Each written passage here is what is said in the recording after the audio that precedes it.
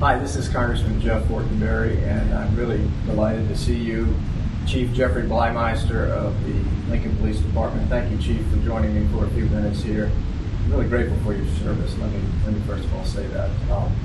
Been a number of times in which I've called on you because of security considerations, because of concerns, wanting your counsel. You've always been there for me, and I'm really grateful for that. So thank you very much. Well, I appreciate it, and I appreciate the opportunity to come and speak with you a little bit on this Friday afternoon and be part of this process going forward.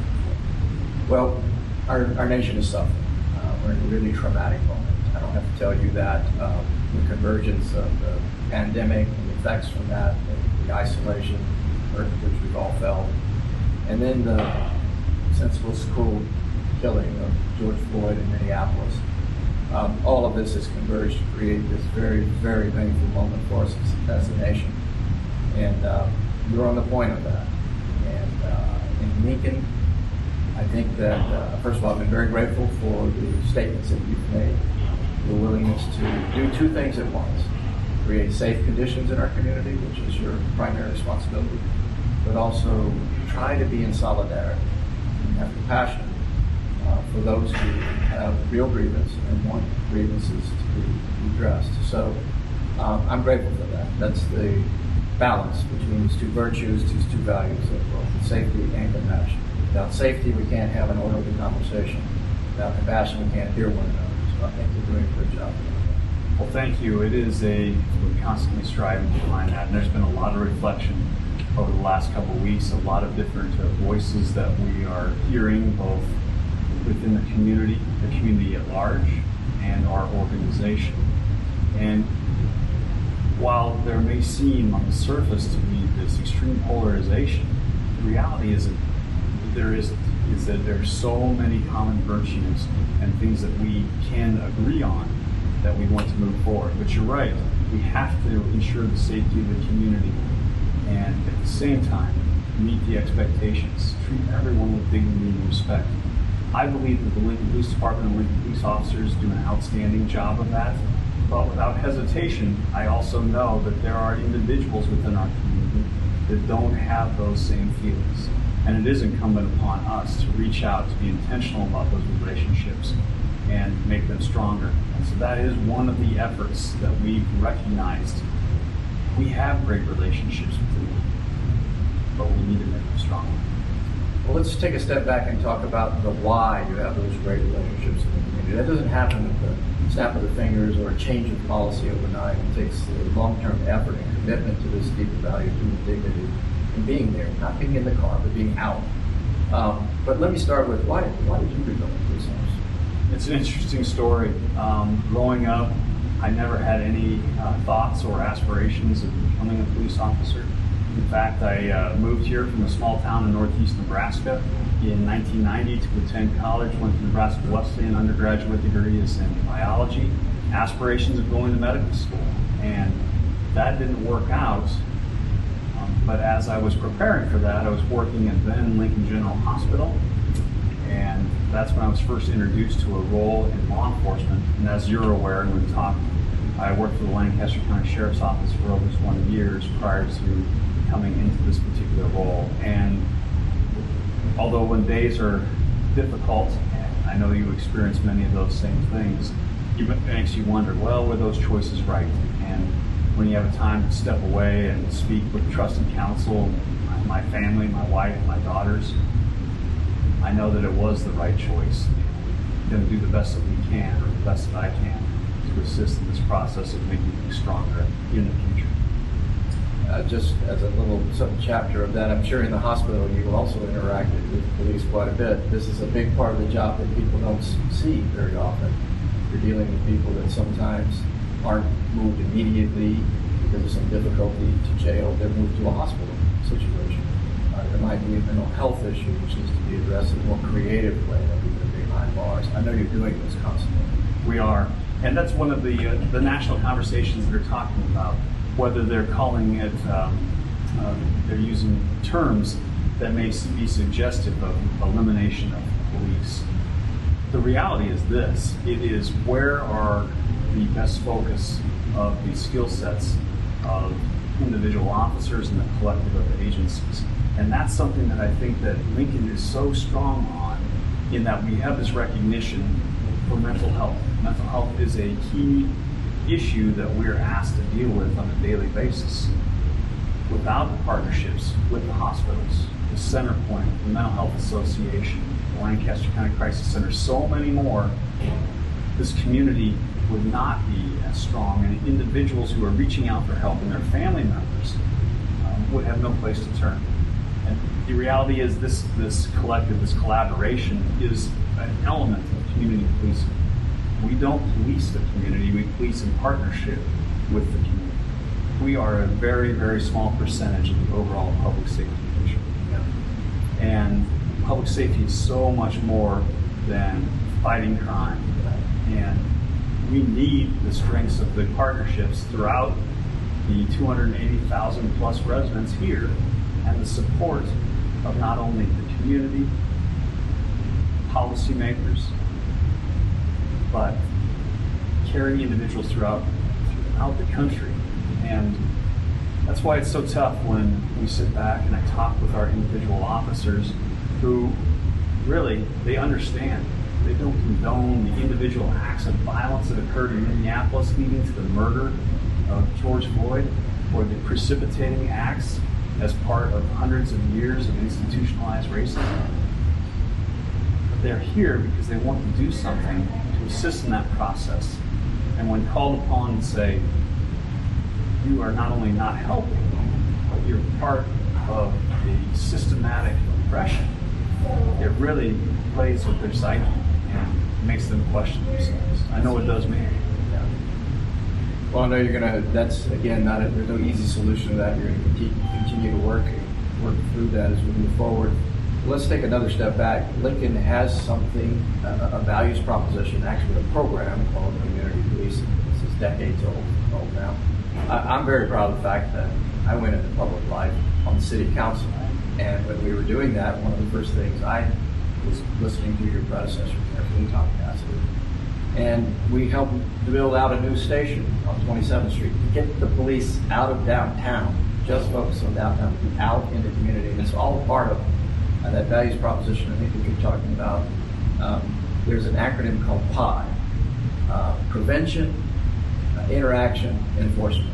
And I think what you're talking about is policing is a broad word. It's not just enforcement. It is also prevention, being present, de-escalation, trying to create the conditions in which there is appropriate understanding of the role of police, therefore interaction in the community. So in being on the front end of Lincoln's movement toward community policing, I was proud of that, the work that's been done with the police department. But unpack that experience, and why do other departments around the country embrace this? You listened well to Chief Cassidy, so that's been a few years ago, Congressman. But you're hitting the points exactly. The movement to 27th and Holder, to the substation that you're speaking about. Today, we have the Northeast Station right across from Nebraska Wesleyan University, and most recently, another station at 66th and Pine Lake. In addition to that, many substations where exactly, we don't want our cops just cruising around in cars waiting for violations to occur. In contrast, we want them out, interacting, listening, being part of a much broader solution. Community policing is so much more than any singular place or program, but it is this value system. And we had 12 new officers graduate earlier this week. And we had an opportunity to speak with them and to speak with their families. And even in the infancy of their careers, they're understanding this particular process, that we are not merely this responsive force, but yet a problem-solving effort that recognizes we don't have all the answers. And we depend so heavily on the support of the community, but experts to assist in that process. Why doesn't everybody embrace this particular concept? Change comes very slowly in so many different arenas. We all recognize that. And that's why I'm hopeful and optimistic when the emotion settles. And I don't want all the emotion, the passion to come away, even if there are individuals, which there are out there, that don't necessarily believe that the police are part of the solution. I am impressed with their passion, their organization, their willingness to talk about and have uncomfortable conversations. Those will make us better in the future. It's just getting by some of the things that we're experiencing today. And then when you couple that, you mentioned the pandemic, we're looking forward to 2021. Yeah. I well understand. It's a very delicate moment. Again, allowing for lawful, peaceful protest, trying to find imaginative, creative ways for engagement, redress, meeting with new community leaders who are emerging, and at the same time saying we will not tolerate violence. That undermines the very notion of, again, a peaceable redress and a creative option going forward. It's just delicate holding these two things in balance, but I appreciate that. And I speaking personally, I think for a lot of people, do not want to see this moment again of peaceful interaction hijacked by people who intend on doing some kind of violent act. Nor do we. Yeah. And we really, as we experience this more, we're able to separate that so much, that knowing that there are individuals interjecting themselves and using the proxy of lawful people protests and leading to violence and property damage. It's really unprecedented. We never thought that would happen here. Right. I know, and it's deeply disturbing to a lot of people. But again, you're on point, trying to reel this back in, doing the right thing, find those individuals and enforcing it, and at the same time creating conditions for peaceful, rightful protest. Again, I just think there's a whole lot of people out there that are horrified by what's happened, and at the same time are grateful for your presence to prevent it, and then when necessary to use the proportionate type of tactics, if you will, in the situation. And that will be continuing to be our mindset going forward, and we're listening and learning as we go. You and I have spoke at the Lincoln Police Department is a very, very small agency to serve a community of almost 300,000 people. We're so dependent upon the relationships with the Lancaster County Sheriff's Office, the Nebraska State Patrol, to help and assist. And that is invaluable, that cooperation, those relationships there, in these very finite instances where there's escalation beyond the point of control by our staff. And we are working so hard to prevent another explosion of that particular violence. I think about individuals, protesters that were injured, that were not the criminals that were there, the businesses that were destroyed, that was those livelihoods. And then our individual officers, when you sit down and have conversations with them, the trauma of those particular events is affecting them deeply. Yeah. And I pray that they will be able to assist in helping them move forward to a more positive day. Yeah, well, I think that's the point. What we all ought to be thinking about is to recognize that we're human beings, the reality of good training, constant reinforcement, looking for any signals or triggers that could indicate a possible bad reaction ahead of time by a police officer, but at the same time continue to create a community of support around police officers for the very difficult, tense moments you sometimes find yourselves in, so that people know that ultimately you're there to protect, to serve, be in community with your neighbors for those ultimate objectives of a good, peaceful society. You worry that people aren't going to be attracted to being a police officer? I do. In fact, prior to this, we're seeing, you're well aware that the Lincoln Police Department, we measure and look at everything that we do. We use data in our decision makings and best practices, and we were seeing the steady decline of the total number of applicants. We anticipated that because of the pandemic, because of COVID-19 and all of the job loss, that we would have an increase, a bump there. But we didn't see it because it was also coupled with the events of the last couple weeks. And when I spoke with the 12 that just graduated, I want to be candid. I want to be candid with them and with their families. They're entering this profession at a very difficult but opportunistic time. They have an ability to make influence throughout their careers. Right. I never would have had that particular opportunity. And that's the way that we really need to focus on. I think that's very well said. It could be a time for creative, imaginative seizing of an opportunity that doesn't rethink the fundamentals of the purpose of it, which is to create conditions for order. But the mechanisms, the tactics, the relationships that go into creating an even better, safer community without doing everything we can to keep problems away.